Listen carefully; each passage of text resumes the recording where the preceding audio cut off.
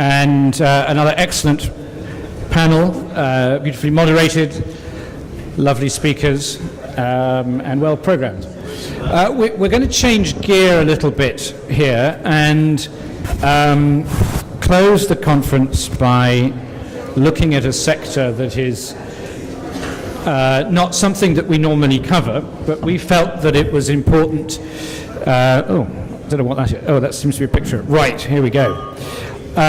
Looking at a sector that we all know and we all love, but some of us may perhaps not understand the dynamics of it, which is the sort of hospitality and service industry, which comes up quite regularly when we talk about key sectors within Lebanon. And we have about 30 minutes, so we're going to try and do this nice and quickly before we let you go to your lunch and we close the conference. And I have two very distinguished but quite different panelists. The first is Pierre Achkar, who is President of the Lebanese Federation for Tourism Industries and Chairman of Monroe Hotels Group. Amongst other things, as you'll see, he is also Mayor of the Brumana Municipality District, so involved in a variety of different ways. And Pierre has been in the hotel and tourism business for a very long time. So a wealth of experience and expertise in the hotel business, and then equally with a wealth of experience and expertise, but in a slightly different way. Carl Naim is the co-founder and chief executive officer of Chef Exchange. He's an alumni of such wonderful institutions as Mubadala in the UAE or in Abu Dhabi, Goldman Sachs and UBS, but has given up the cut and thrust world of banking and private equity to be head of a startup, Chef Exchange. And you can all pick up your introductory offers from outside. Carl, just rather than me explaining what your business is, why don't you very quickly do the elevator pitch to let our audience know what Chef Exchange is, and then we'll go into the conversation as we discussed. Sure. We call that a Twitter pitch. We're very close to the... I'll try to be as close as possible. Thanks. Also, Twitter pitch, Chef Exchange is literally the platform for any type of culinary experiences you're after. May it be a private chef at home, a cooking class, catering, or even on the B2B side, restaurant consultancy. So we've kind of used the same sharing economy and business model as Airbnb and other players and applied it to the culinary worlds. We started in the UAE, in the UK, in Washington, and we opened in Beirut earlier 2016. Okay, so what we're going to do is we're going to divide this half an hour broadly into two parts. Because of the difference in expertise, it doesn't make a great deal of intellectual sense to try and have the same conversation all the time with both Carl and Pierre, because they come from slightly different edges of the spectrum. So we're going to start really with you, Pierre. We've talked a lot in this conference about the importance of political stability to the future of the Lebanese economy. What do you feel, how important is the broad political stability to the hospitality industry? Numbers went down in 2011 and 12. They seem to be going back up again.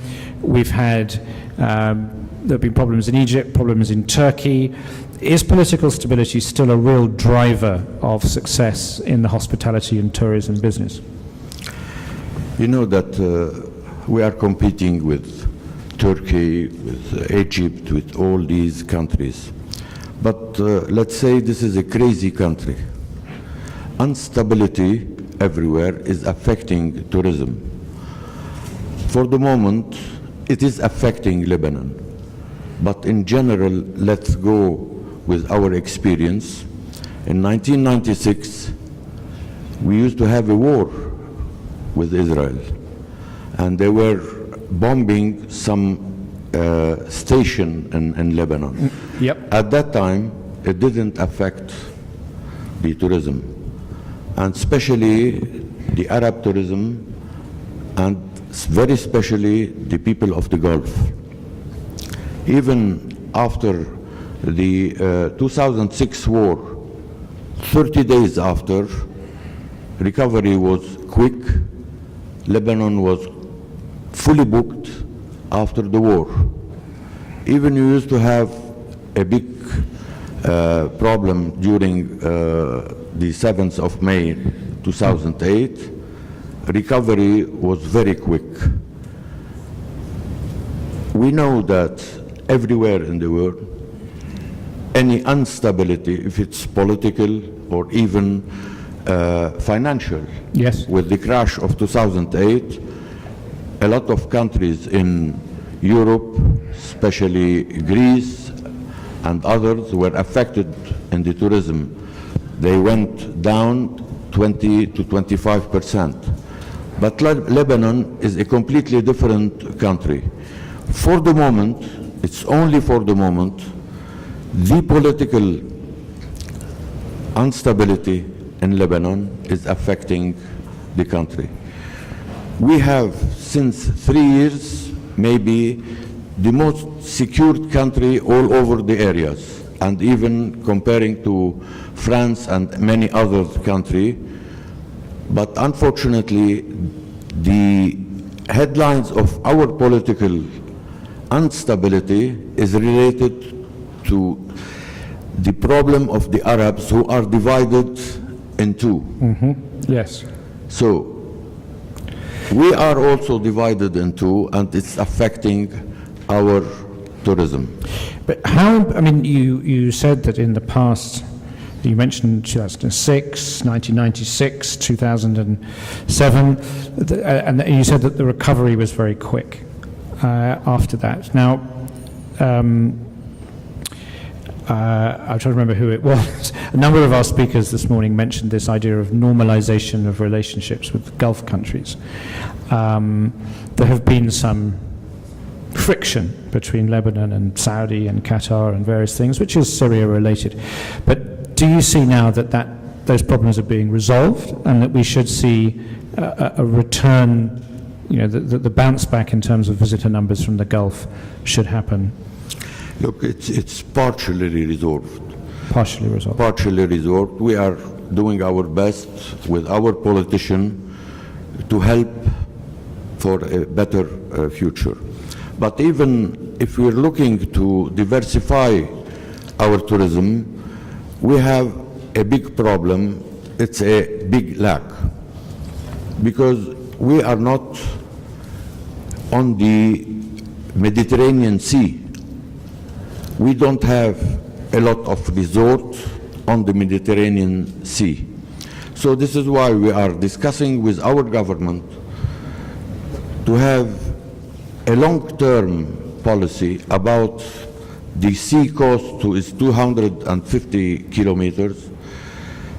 We are asking even to change the law, because on the seaside you cannot build more than 10%. Comparing to our competition, in Turkey, if you have 50,000 square meters, you can have a hotel of 500 to 800 rooms. In Lebanon, 50,000 is at least $100 million a cost of land, but 10% is 5,000 square meters, so it means it's affecting our investment in these. And we've been to diversify our tourism. Russians, Germans, all of these are looking after sun and sea. So we have to compete with these people. We have to change our law and to have a long-term program for these kind of new tourism. If the law was changed so that you could develop 50,000 square meters on 50,000 square meters,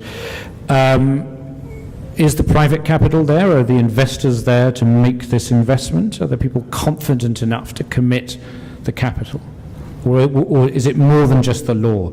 Do you have to change the way that land is priced or change something else? What else is necessary to get these developments to take place? Look, to develop, we have to go on multiple niche of tourism. You know, Lebanon is a so small country, but it has all niche of tourism. Cultural tourism exists, sea, ski, schools and universities. These are helping tourism. Even medical tourism exists. Now we have a lot of new kind of tourism in ecotourism and all of these. So we have to go, because we cannot go on a mass tourism. Yep. It's a so small country, so we have to develop each niche alone. And we have to promote each niche alone and to invest and to orient the investors in each niche alone. And what can the government do? I mean, is it just law, or should they be putting in tax incentives, financial incentives? I mean, I love Lebanon. I've visited many times. I know that Victoria has traveled over most of the country, and we understand the quality of the product that is available here. You know, it is unique. There's no doubt about that. But what's necessary from the government side? Is it more than just law? Is it incentives? Is it removing other aspects of the red tape? What's necessary to happen? Look, we have some incentive. It depends where you go. If you go to big capitals, you can go, you have an incentive of 4.5% from the government till $10 million.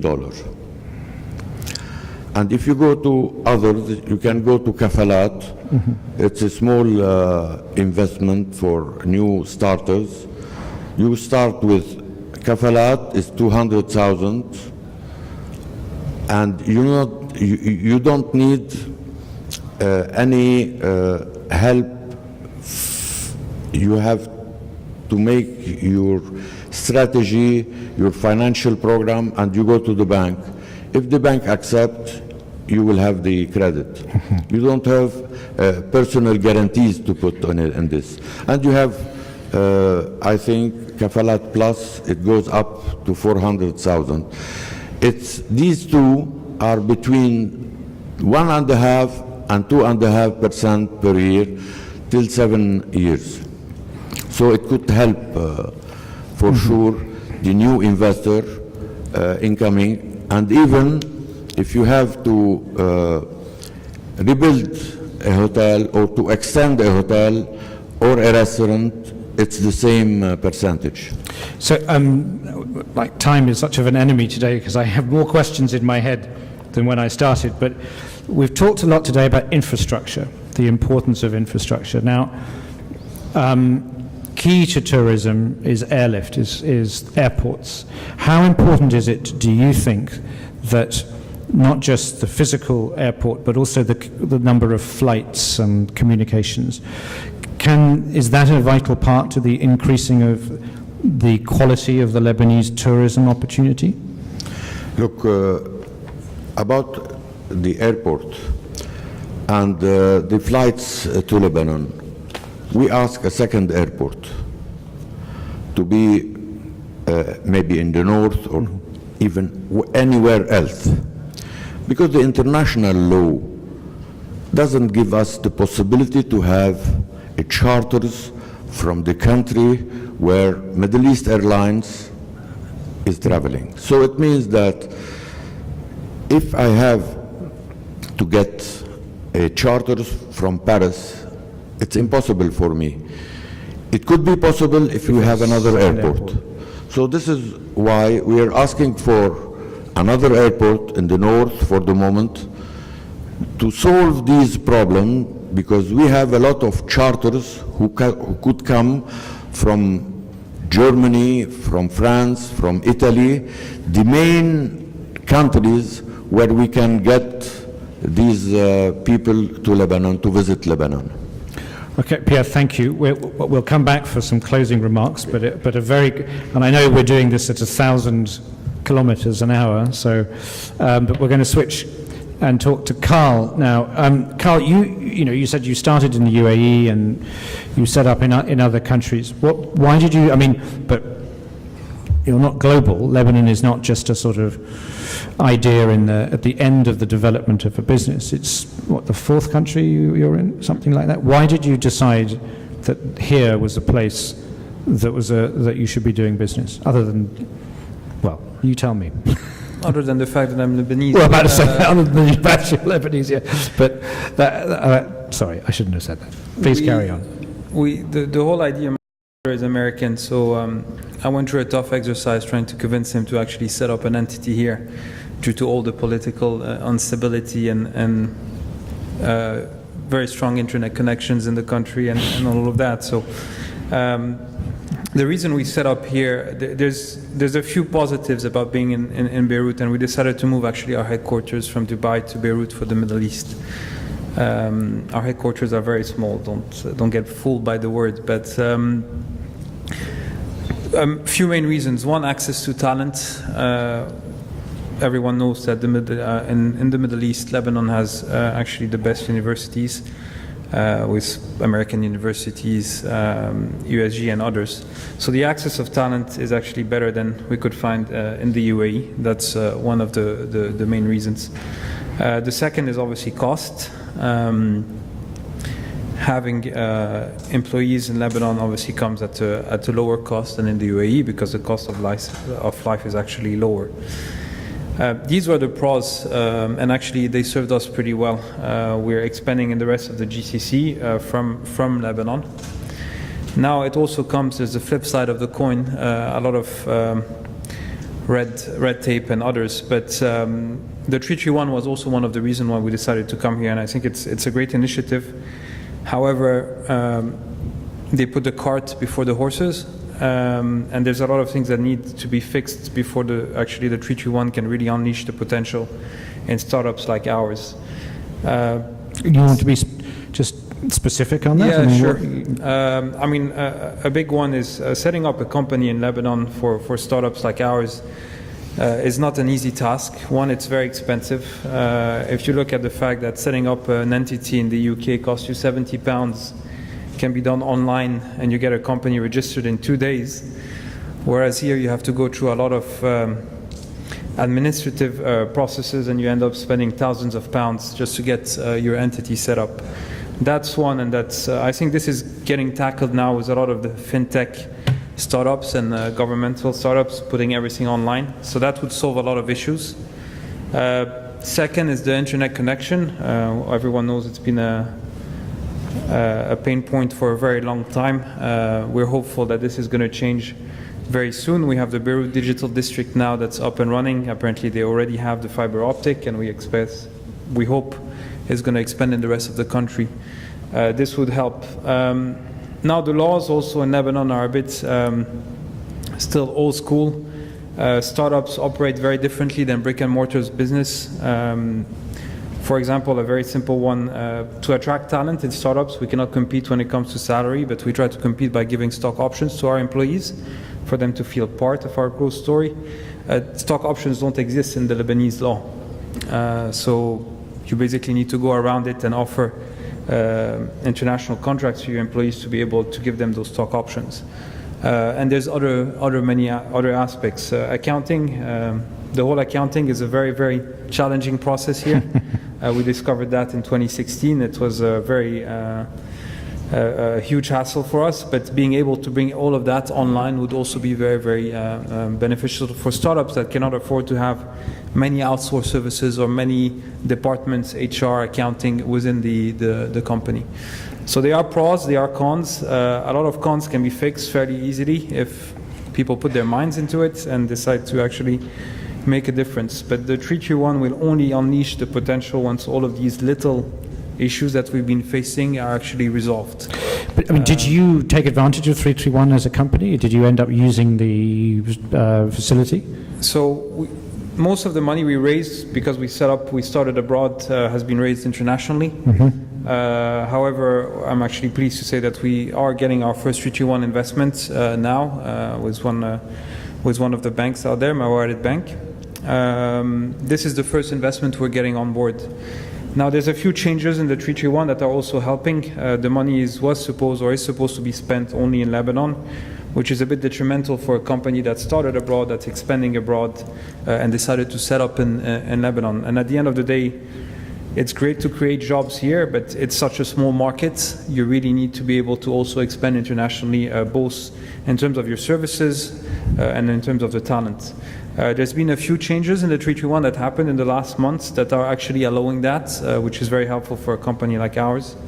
And yes, we decided to take a small portion of 331 money for the local market, but we're still raising money internationally for the rest of our operations abroad.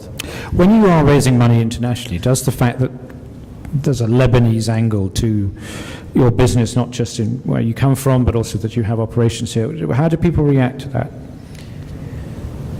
Do they react at all? I mean, do they go, Lebanon, good Lord, what are you doing there? Yeah, so for now, our holding company is a BVI entity that owns all of our other operating companies. So we have a UK entity, we have a Dubai entity, and a Lebanese entity. Speaking to an international investor and telling him, why don't you invest in the Lebanese entity, obviously comes with a lot of, I'm not interested, or I don't know anything about the country, I don't know how the laws work, I don't know how I'll be protected in case of if anything happens. So it's challenging, but there's many ways around that. And any Lebanese entity could still set up a company abroad and bring in investors in their holding company. And that's what we've been doing from the beginning. So the 331 money is great in the short term, but it's actually kind of shooting yourself in the foot in the long term. Because once you will look for outside investors, once you want to get to the next level, once you want to expand abroad, you will have this 331 money that might hinder you in the long term. But all of this is getting resolved now that they've basically made those little changes to it. Yeah, I mean, I think, you know, to be not that you're not being fair, you are being fair, but I mean, the more that 331 can evolve to meet the problems that and challenges that people find, the better it will be. I mean, it can't be a static piece of legislation, otherwise it will almost by definition fail to serve the industry, because the industry is moving so quickly. So it's good to hear that at least there's a consideration that it might be sort of retooled to suit the right purpose. We talk a lot at our conferences about disruption, about new business models, and about that there really does seem to be a generational divide within the world, not just within the Middle East, but it's perhaps stronger in the Middle East, of the young people are very connected, and that they are keen adopters of new business models, whereas the older generation are still, you know, to a large extent, especially in government, not digital at all. You know, we're still dealing with bits of paper and stamps. How, when you're coming with what is quite a new business model to this part of the world, to Lebanon, how do you find it is accepted? Do you feel that people are welcoming to it? Do you feel that their minds are open to looking at new and different ways of doing things, or is there a sort of innate resistance to trying something different compared to, say, UAE or indeed the UK? There's a lot of resistance, and I think this is going to make my team laugh a bit, but we are all about online. So basically you book your chef online, and people need to pay online with a credit card, and people are still afraid of using a credit card online here in Lebanon. One of our investors is actually the guy behind Vox Cinemas in the UAE, which opened in Lebanon. In the UAE, 60% of the people actually book their tickets online when it comes to movie tickets. They tried to change, to implement the same thing in Lebanon. They only have 6% of people that actually book online. People still like to go to the cashier, queue, and speak to someone to actually get their tickets. So imagine booking a private chef online where you have actually a bigger ticket size than just paying $10, but you're talking about hundreds of dollars for big events. We still have people that call us in the office, want to pay by check, and whatnot. So there's a lot of education that needs to be done, but that's also due to the fact that there's still those misconceptions about it's not safe to pay online, or I think one of the panelists was talking about people still like to go to the bank. And well, I was about exactly to say that seems to be the same with the bank. They like to go into the branch and see that. So we do see that, but it's been evolving with a bit of awareness, education. I mean, Airbnb went through the same issue when they started. Uber and Careem here in the Middle East decided to accept cash payments instead of so we try to be flexible. Once people use our service and they see that it's actually a proper organization behind it, it's not just a shadow entity and it's online and there's no contact, then they get basically this whole education going. So it's, from what you're saying, it's a trust. I mean, there's a sort of cultural thing of people wanting to go to the bank or wanting a physical entity, but the main thing seems to be trust. I mean, we're trusting an online environment. Trust online. So our payment gateway is not a Lebanese payment gateway. We have a UK FSA regulated payment gateway out there. So we also do tell our customers we don't store credit card details and we use a foreign payment gateway. So there's more security involved in that. You mentioned things like making startups easier and working on the internet connection, changing some of the laws. In the sort of service hospitality industry, is there anything that you think that the government should be doing more of, or the banks or the private sector? I mean, what do you need from your ecosystem that you're not getting in order to accelerate your development? I think the awareness would be a great thing. Apart from all the points that Pierre mentioned in terms of promoting tourism here, we don't see ourselves as competition, we see ourselves actually as an add-on. When we first started, we were just focusing on private chef, and now we're basically entering the catering segment, where we're trying to digitalize that segment and putting existing caterers online. That sort of makes you more of a platform exactly, company. Becoming a digital marketing platform for these caterers. We also have a bit of a social impact aspect, especially in the Middle East. There's many great home cooks, women, mothers, grandmothers, that usually cook for their family and would love to rely on additional income. I think Sue El Tayeb is a perfect example of that, Kamal and Taule and others, trying to empower those women and give them the tools to be able to not just do it in the brick and mortar, but even easier for them and online, and getting access to new, basically a bigger array of customers. So the awareness is very important, not just the government, but I mean, you get on a Middle East airline flight, you have 15 minutes of commercial when you get on that plane, you can't turn it off, you have to watch it. It's still talking about plastic surgery, it's still talking about very old kind of... I didn't notice the plastic surgery. There's a lot of hotels, Insurance. So it's really promoting, but trying to also kind of push those new economies, those success stories. I mean, there's a lot of success stories in the startup world coming out of Lebanon that have succeeded abroad but failed here because they didn't have the support that they needed. So, I mean, you say awareness. I mean, that is something that central government can work on. But is there a mechanism by which they can do that? Where does it fall? Because, I mean, 331 is definitely under the auspices of the central bank. But many of the other things that you point, for whatever reason, and many of them are good reasons, are not under the auspices. I mean, they are under auspices of different parts of the government. Does it need a digital czar, as we would call it? Not that they do any good in the UK, but you know what I mean. Does it need a champion of that industry sitting within somewhere in the policy apparatus whose remit it is to cut across and say, to get this to work, if this really is going to be a sector for the future, we need to bring in a multidisciplinary approach to solving these problems, as well as building awareness and building trust of the environment. One way or another, actually, the VC funds in Lebanon actually kind of play that role. We see VCs as obviously they're here to help startups grow, but they've also been, I think they're the ones that behind the whole redevelopment of the 321 and making it more adaptable. So I think they're a great voice for startups, but it would be good for startups to actually start cooperating amongst each other.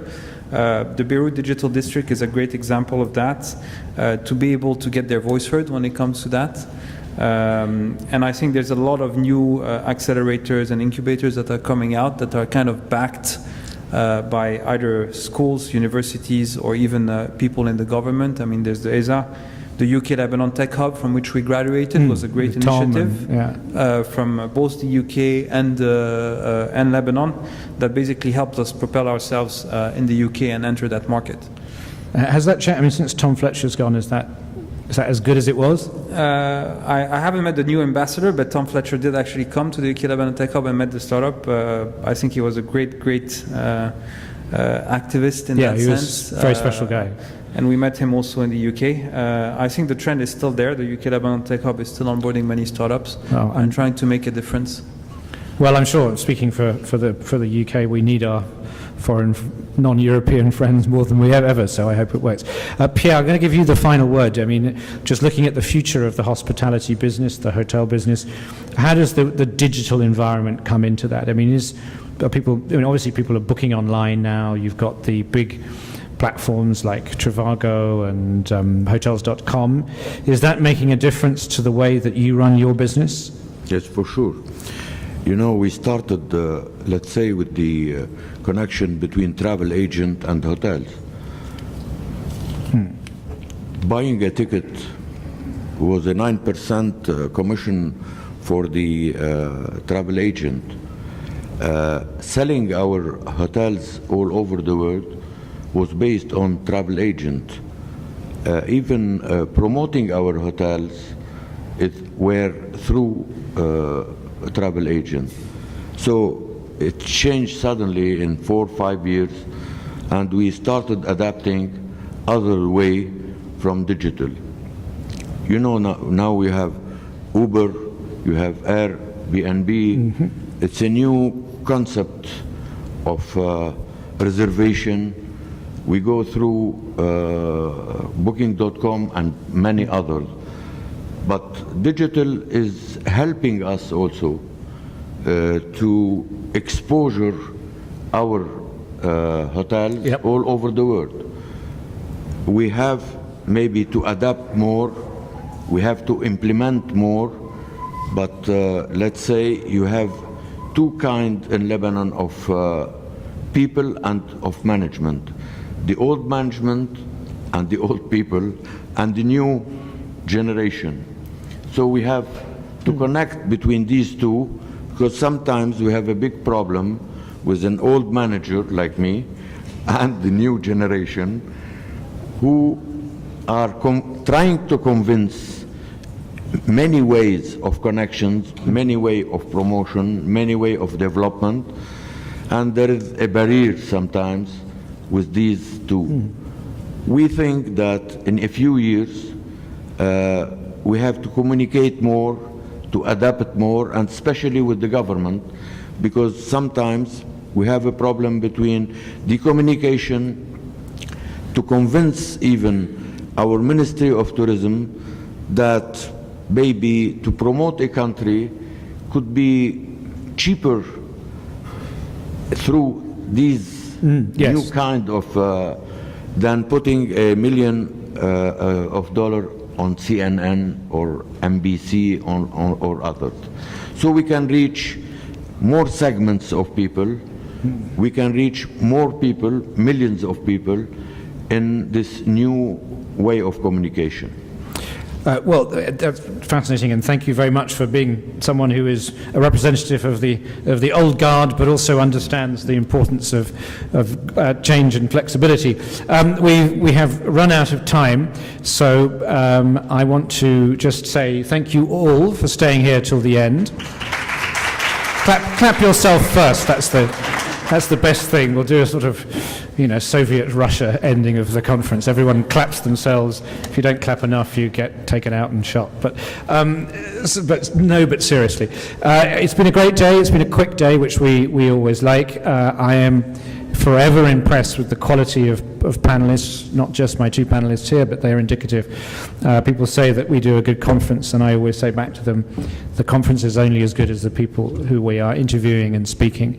And without doubt, Lebanon comes at the top of the entire region, and indeed many other parts of the world, for the intelligence and commitment and wisdom and communication skills of its participants. So for all of our panelists and these gentlemen here, please give one round of applause. And we look forward very much to being back here next year. Our next event is in Egypt on the 18th. On the 18th of September. Yes, that's right. 18th of September. Yes. But the next Lebanon conference is going to be hopefully after Eid. Right. Okay. So, sorry, let's get my schedule right. The next Lebanon conference will probably be, we'll jump Ramadan, Eid, so we'll do something in the summer next year, which should be fantastic. Our next event is on the 18th of September in Cairo, which will be its usual mixture of wonderful and crazy. And then Doha is in December. And Kuwait, of course, Kuwait and Doha Kuwait is in September, Doha is December. So there are 3 more events that we have this year to round out our regional coverage. We hope to see many of you at those. But that is that for Lebanon, and please join us at lunch, and thank you all again for coming. Bye-bye. Thank you. Oh, and one thing.